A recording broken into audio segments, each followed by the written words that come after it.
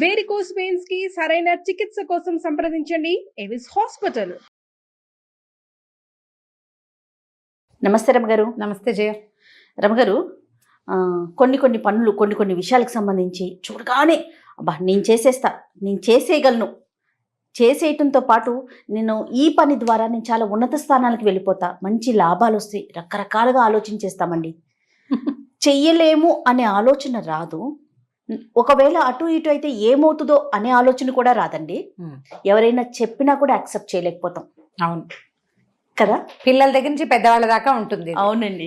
చిన్నవి జయ, ఆఖరికి ఒక మేకప్ టిప్, ఓ హెయిర్ స్టైలు, ఓ బట్టలు కత్తిరింపు, బట్టలు, డ్రెస్సులు, ఓ ఇంట్లో వ్యవహారం, ఓ బిజినెస్, ఒక ఏదైనా ఎడ్యుకేషన్, అన్ని విషయాల్లోనూ ఏదైనా చూడంగానే ఇంకా ముందు వెనక చూడకుండా దిగేస్తారు. అవును, చేసేద్దాం అనుకుంటారు. అంతే కదా అనిపిస్తుంది. సింపుల్. అవతల వాళ్ళు సింపుల్ అని చెప్పారనుకో, అది వేరే సంగతి. నువ్వు ఎప్పుడు సింపుల్, నీకు వాళ్ళెవరో చేసిన వ్యవహారం అంతా నువ్వు సాకల్యంగా విని దాని మీద నువ్వు 2 ప్రశ్నలు వేసి సమాధానం తీసుకుని తర్వాత అది అవునో కాదో ఇంకో నలుగురు దగ్గర కనుక్కుని చేస్తే ఏమవుతుందో నీకు నువ్వుగా ఆలోచించుకుని అప్పుడు నువ్వు ఏదైనా చేయొచ్చు. ఇది మేకప్ టిప్ నుంచి వ్యాపారం దాకా ఈ మధ్యలో ఇందాక చెప్పిన వ్యవహారం అంతా ఇందులోనే ఉంటుంది. అవునండి, తెలుసుకోవాల్సిందే. మనకి పంచతంత్ర కథలు చాలా మంచి మంచి కథలు ఉంటాయి. పంచతంత్రం 5 రకాల తంత్రాలు కదా అవి. మిత్రలాభం, మిత్రభేదం మనకు తెలుసు. అందులో అపరీక్షిత కారకం అని ఒక తంత్రం ఉంది. ఈ అపరీక్షిత కారకం ఏంటంటే కాకోలు కీయని తర్వాత ఉంటుంది, 3వ 4వది బహుశా. ఈ దీంట్లో ఏంటంటే భలే విచిత్రమైన కథలు ఉంటాయి. మనం ఎప్పుడు ఊహించం కూడా అలాంటి కథలు ఉంటాయి. అందులో చెప్తాడు, ఏ విషయమైనా సరిగ్గా వినకుండా, సరిగ్గా తెలుసుకోకుండా, సరిగ్గా జ్ఞానం లేకుండా, పరీక్షించకుండా చేయకూడదు. పూర్వం ఒక మంగలి ఇలాంటి పని చేసి కొంప ముంచుకున్నాడు. ఓహో, ఆ పని చేయకూడదు. కథ చూడు ఎంత ఇంట్రెస్టింగ్గా ఉంటుంది. పాటలీపుత్రంలో మణిభద్రుడని ఒక ఆయన వర్తకుడు ఉండేవాడు. మంచివాడు పాపం. అయితే దాన ధర్మాలు, ఇతరులకి సహాయాలు చేయటాలు, ఈ వ్యవహారంలో ఆస్తి బాగా నష్టపోయాడు. ఏమీ సంపాదన అవటల్లా, ఎక్కడ ప్రయత్నించినా పోతోంది. ధర్మపరుడు, వాళ్ళ కుటుంబం అంతా ధర్మపరుల కుటుంబమే. అయితే అతను ఏమనుకున్నాడంటే, చిచ్చి దిక్కుమాల జీవితం బతకలేను, డబ్బు లేనివాడు ప్రపంచంలో అందరికీ లోకువే. ఇప్పుడు సముద్రం ఉంది, ఓ ఘోషిస్తుంది, ఆ ఘోష వల్ల ఉపయోగం ఏం లేదు, కానీ ఎవరు దాన్ని ఏమనరు, ఎందుకంటే సమృద్ధి దాని దగ్గర ఉన్నది. అవును, ఆ నీళ్ళ వల్ల నీకు నాకు ఉపయోగం ఏమీ లేదు. మంచినీళ్ళు తాగడానికి పనికిరావు, మొక్కల్లో పోసుకోవడానికి పనికిరావు. అయినా కూడా వాటర్ సమృద్ధిగా నీరుంటాం వల్ల సముద్రుడు అందరికీ ఇష్టడుగానే ఉంటాడు. ఎవరి దగ్గర డబ్బు ఉంటుందో వాడు విలువ కలిగిన వాడు ప్రపంచంలో. డబ్బు లేనివాడు అంటే ఏ విలువ ఉండదు. నేను ఆస్తి అంతా పోగొట్టుకున్నా, సంపాదించలేకపోతున్నా, తాత తండ్రులదంతా పాడైపోయింది, నేనేం బతికి ఉండకూడదు. దీని మీద 10-12 శ్లోకాలు ఉంటాయి, డబ్బు లేని వాళ్ళకి విలువ ఎలా ఉండదు అని. బాగుంటాయి, ఇంట్రెస్టింగ్గా. అయితే ఇతను ఏమనుకున్నాడంటే సూసైడ్ చేసుకుందాం అనుకున్నాడు. ఏం లేదు, మరి ఏం చేయను, నేను డబ్బులు లేకపోతే విలువ లేదు లోకంలో భావించి సూసైడ్ చేసుకుందాం అనుకున్నాడు. అయితే ఏమైంది, ఆ రాత్రి పడుకుంటే అతనికి ఒక కళ వచ్చిందట. ఆ కళలో పద్మనిధి అనే ఒక నిధి అతనితో మాట్లాడింది. అబ్బాయి, మీ తాత తండ్రులు చేసిన పుణ్యం అంతా పద్మం అనే నిధి రూపంలో ఉంది నీ దగ్గర, అది నేనే. నువ్వు నా కోసం ప్రయత్నం చేస్తే నేను దొరుకుతా, సిద్ధంగా ఉన్నాను నీకు దొరకటానికి. ఒక చిన్న తేడాతోటి నేను నీకు దొరకల. నువ్వు ఒక పని చెయ్యి, రేపు పొద్దున్నే ఒక బౌద్ధ క్షపణకుడు, జైన క్షపణకుడు, బౌద్ధుడు కాదు, జైన సన్యాసి, క్షపణకుడు అంటారు వాళ్ళని, జైన సన్యాసి వస్తాడు. ఒక కర్ర పెట్టి బుర్ర బద్దలు కొట్టి, అది నేనే. వెంటనే నేను ధనంగా మారిపోతా, నన్ను వాడుకో.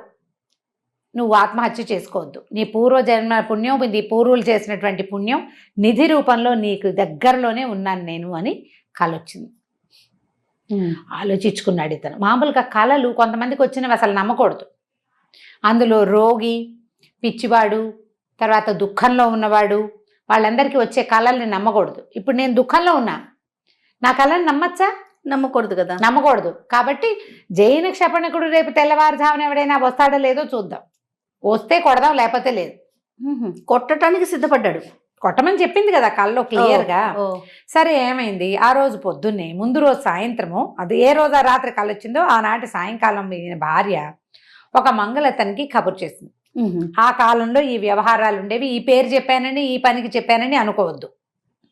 అప్పుడు ఉండేది అంతే. ఆ పుస్తకంలో ఏముందో అదే పేరు అదే విషయమే చెప్తున్నాను నేను. అలాగేనండి. గోల్డ్ తీసి లత్తుక పెట్టడం కోసం ఒక మంగళ అబ్బాయికి కబురు చేసింది. లత్తుక పెట్టడం అంటే ఏంటమ్మా? కాళ్ళకి పారాన్ని పెట్టడం. పిలిచింది.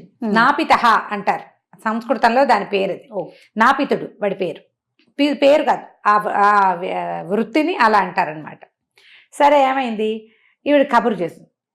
పొద్దున్నే వస్తున్నాడు. అంత దూరంలో ఉండగా ఏమైంది, ఈ మణిభద్రుడు వాకిలి తలుపు తీసాడు. తీయగానే ఒక ఎంతసేపు బౌద్ధుడు వస్తున్నాడు నాకు. ఒక జైన క్షపణకుడు వాకిట్లో నుంచున్నాడు. ఇంత తెల్లవారుజామున వాళ్ళు ఎవ్వరూ భిక్షకి రారు, కొంచెం ఎండెక్కాక వస్తారు. మామూలుగా ఊళ్ళో క్షపణకులు భిక్షకి రావడం తెలుసు వాళ్ళందరికీ. వచ్చేసరికల్లా ఇతను ఏమనుకున్నాడు, ఇదే నాకు తెలియజేసింది అని అనుకుని పక్కన గుమ్మం పక్కన ఉన్నటువంటి లాఠీ తీసి పెడేల్మని కొట్టాడు.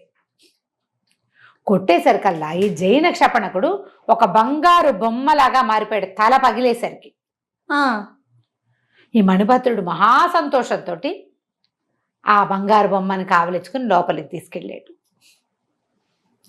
ఈ దూరం నుంచి వస్తున్నవాడు కర్రెత్తి జైన సన్యాసిని మణిభద్రుడు కొట్టబోవటం చూసి పరిగెత్తుకుంటూ వచ్చాడు. కొడుతున్నాడు ఏమిటో అని. ఆయన కొట్టంగానే ఇది బంగారు బొమ్మగా మారిపోవటం వాడు చూసేసాడు. పొద్దున్నే వచ్చిన జైన సన్యాసిని కనుక తలకాయ పగలగొట్టేస్తే వాడు బంగారు బొమ్మగా మారిపోతాడు. జైనులు చాలా భక్తిపరులు, చాలా సిద్ధాంతంగా జీవిస్తారు, నగ్నంగా ఉంటారు, బట్టలు వేసుకోరు, మొహానికి ఒక గుడ్డ కట్టుకుంటారు. ఆ మూతి కట్టుకునే గుడ్డతోటి ఆ జీవజాలాలని కూడా చంపకూడదని వాళ్ళ ఉద్దేశం. అవునవును. పాదాల గుడ్డలు కట్టుకుని నడుస్తారు. అవును. మహాద్భుతమైన వ్యక్తులు. ఆ వ్యక్తుల్లో ఈ గొప్పతనం ఉందని తెలుసుకున్నాడు ఈ మంగళబ్బాయి.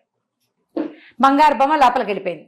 వీడు నిర్ఘాంతపోయి నుంచున్నాడు. అమ్మా, మణిభద్రుడు డబ్బులున్నవాడు కూడా ఇంత పనిచేసి పెట్టుకున్నాడు కదా, మనం కూడా ఇలాంటిది చేయాలి. బాగుందిగా. సరే, అక్కడి నుంచి ఏం చేశాడు, ఇక్కడ పని చేసుకుని చకచక్క ఇంటికి వెళ్ళిపోయి 10 గంటలకల్లా తెమిలి ఆ జైనుల తాలూకు ఒక మఠం ఉంది ఆ ఊళ్ళో, అక్కడికి వెళ్ళి అక్కడ నమస్కారం చేశాడు. చేసి సరే ఆయన ఏం చేశాడంటే, అప్పుడు ఇలా నమస్కారాలు చేసి వచ్చిన వాళ్ళకి ఒక మెళ్ళ వేసుకునేందుకు ఒక పూసల గుర్తు పేరు లాంటిది ఇవ్వటం, జపం చేసుకోవడానికి పద్ధతి. ఆయన పూసల పేరు ఇచ్చాడు. బాగా మెచ్చుకున్నాడు. ఆయన ఇట్లా నీకు మఠానికి రావాలనిపించింది, చాలా బాగుంది, సన్యాసం తీసుకుంటావా, నువ్వు కూడా జైన సిద్ధాంతి కాదు జైన సన్యాసి అవుతావా అని కనుక్కున్నాడు. తను ఏమన్నాడంటే, నాకు జైనిజం చాలా ఇష్టము, మరి మన దగ్గర ఉన్న సన్యాసులందరికీ ఒక పూట చక్కటి షడ్డసోపేతమైన భోజనం పెట్టాలని కోరుకుంటున్నాను, అందరికీ పెడతాను, మా ఇంటికి కొంతమందిని పంపించమన్నాడు. ఒకడిని కొడితే ఒక బొమ్మ అవుతాడు. అదే కదా, ఓ 10 మందిని తలకాయ పగలగొట్టేస్తే 10 బొమ్మలైపోతాయి. చక్క బంగారు చూడండి. అక్కడి నుంచి ఆయన ఒప్పుకున్నాడు. బాగుంది కదా. ఏమిస్తారు, మామూలుగా ఇలా భిక్షకి ఇంటికి పిలిచినప్పుడు ఆ కాలంలో వాళ్ళకు ఒక జత బట్టలు, చీవరాలు వంటి కట్టుకునేవి, అదో పల్చటి తెల్లటి వస్త్రం ఇట్లా మూడేసుకునేవాళ్ళు. ఎక్కువ బట్టలు మనకు మళ్ళీ చొక్కాలు ప్యాంట్లు కాదు, వస్త్రాలు, పడుకునేటప్పుడు కప్పుకోవటానికి. తర్వాత మంచి షడ్రసోపేతమైన భోజనం. మామూలుగా రోజు భిక్ష తీసుకుంటారు, ఇంటికి భిక్షకు పిలిచినప్పుడు ఆ రోజు చక్కగా భోజనం పెడతారు కడుపు నిండా. బాగుంది కదా, షడ్రసోపేతమైన భోజనం. సరే, ఈ భిక్షకులకి లోపల అందరికీ వీళ్ళకి సన్యాసులకి అడ్వర్టైజ్మెంట్ అంటే చెప్పారనమాట, అనౌన్స్ చేశారు. ఏంటి, ఫలానా వాడి ఇంట్లో, నాపితుడి ఇంట్లో భిక్ష ఉంది, అతను రమ్మంటున్నాడంటే ఓ 10-15 మంది బయలుదేరారు. అందరికీ వస్త్రాలు అవసరం ఉన్నాయి. తర్వాత రాబోయేది చలికాలము, మరి అతనిచ్చే వస్త్రాలు చలికి ఇబ్బంది లేకుండా ఉంటాయి కదా, భోజనం చక్కగా కడుపు నిండా దొరుకుతుంది, రోడ్డు మీదకి వాళ్ళ భిక్షకి వెళ్ళక్కర్లేదని భావించి వాళ్ళు కూడా కొంచెం ఆశకి పోయారు. కొద్దిగా వాళ్ళ ఆశ విడిది బారెడి ఆశ అయ్యింది. వెళ్ళేసరికి ఇతను ఏం చేశాడు, మంచి చండ్రకర్రను ఒకదాన్ని సంపాదించి పెట్టుకున్నాడు. అదేంటంటే కొడితే తలకాయ పగిలిపోవాల్సిందే, దాంతో పక్కన పెట్టుకున్నాడు. తలుపు అటుపక్క నుంచి వెళ్ళే తలుపు, ఇంట్లో నుంచి దొడ్లో బయటికి వెళ్ళే తలుపు వేసేసాడు. గడి తాళ వేసి పెట్టేశాడు. ఈ వైపున లోపలికి అందరినీ లోపలికి పిలిచేసి గడి పెట్టేశాడు. గడి పెట్టి అందరినీ వరుసగా కూర్చోబెట్టి చండ్రకర్ర తీసి ఠపా ఠపా ఠపా నెత్తుల మీద కొట్టేశాడు అందరిని. కొంతమంది హఠాత్తుగా తగిలిన దెబ్బకి పరలోక గతులైపోయారు. కొంతమందికి తలకాయలు పగిలిపోయి ఇల్లంతా రక్త ప్రవాహం. ఒక మాదిరిగా, అంటే మొదటి దెబ్బ కొట్టినంత జోరుగా 2, 3 పడవు, 4, 5 అసలు పడవు. ఏదో ఒక మాదిరి దెబ్బలు తగిలిన వాళ్ళు ముయ్యో కొయ్యోమని అరుపులు, కేకలు, గందరగోళంగా పరిగెత్తడానికి పారిపోవడానికి ప్రయత్నించారు. వెనకాలది తాళం వేసింది, ముందుది గడి పెట్టేశాడు. ఈ లోపల ఏమైంది, పొద్దున్నే ఇది 9-10 గంటలకి 8 గంటలకి పొద్దున్నే చేయాలి. అదే సమయానికి బయట రాజసేనాని, అది ఆ దేశపు సేనాని ఏటో తిరగడానికి వ్యాఖ్యాలకి వెళ్తూ పొద్దునే ఉదయకాలం, ఏమిటి ఇక్కడ ఏదో గందరగోళంగా ఉంది, ఎవరింట్లో ఈ గందరగోళం అని చూసేశారు కదా. అక్కడి నుంచి ఈ ఇంట్లో గందరగోళం, అరే తలుపులు తీయండిరా, లోపల ఏదో గొడవ అవుతుంది, ఎవరో ఆర్తనాదాలు చేస్తున్నారు అని కేకలు పెట్టి తలుపులు తీశారు. తలుపు పగలు కొట్టేశారు. రాజసైనికులు ఏముంది, ఒక సుమారైన తలుపులు బద్దలు కొట్టేశారు. తీరా చూసే కొన్ని శవాలు, అయ్యో, కొన్ని రక్తమూడుతున్న దేశమూలాలతో ఉన్నటువంటి వీళ్ళు పరుగులు. జనాలు తలుపులు తీసేసరికి కొంతమంది పరిగెత్తారు. అక్కడి నుంచి ఆయన పట్టుకున్నాడు. ఓరి నీదుంపదేగా ఇట్లా కొట్టేమేమిట్రా అంటే, బంగారు బొమ్మలు అయిపోతారు అనుకున్నానండి. ఒకడు బంగారు బొమ్మలు, అంతా నెదురు ముద్దలు అయ్యారండి. బంగారు బొమ్మ అవటం ఏమిట్రా నీదుంపదేగా అంటే, నేను పొద్దునే చూశాను, నిన్న పొద్దున మణిభద్రుడు వాళ్ళ వాకిట్లో ఒక క్షపణకుడిని కొట్టాడు. అతను బంగారు విగ్రహంగా మారిపోయాడు. ఆయన బంగారు విగ్రహాన్ని లోపలికి తీసుకెళ్ళాడు, నేను చూశాను నా కళ్ళతో అనేసరికల్లా వెంటనే ఈ సేనాన్ని ఏం చేశాడు, ఆ మణిభద్రుడికి కబురు చేశాడు. అతనేమో ఇట్లా ఇలా ఇది నా పరిస్థితి, తన ఇంట్లో ఉన్న బంగారు విగ్రహాన్ని చూపించాడు. దాంతో ఈయన సేనాని అన్నాడు, నువ్వు ఒకటి చూసావు, దాని గురించి కనుక్కున్నావా? మణిభద్రుడు అతను కొట్టినప్పుడు అయ్యింది, నేను కొడితే అవుతుందా అనేది పోని ఒకడి మీద ట్రై చేస్తావు, ఈ 15 మందిని పిలిచి 15 మంది తల్లు పగలగొట్టేస్తావా? అక్కడి నుంచి వీడిని శూలారోపణ చేయండి అని వీడిని శూలం ఎక్కించారు. ఈ బతికున్న మిగిలిన క్షపణకులందరికీ ఆ గుళ్ళకి వైద్యం చేయించి వాళ్ళని పంపించారు. మిగిలిన వాళ్ళంతా భగవంతుడికి ప్రీతిపాత్రలు అయిపోయారని వాళ్ళని తీసుకెళ్లి మఠానికి అప్పచెప్పారు. అయ్యో, అపరీక్షిత కారకంలో ఇలా చిత్రమైన కథలు ఉంటాయి. అంటే ఈ కథలు రాసే కాలంలో ఇవన్నీ ఉన్నాయి.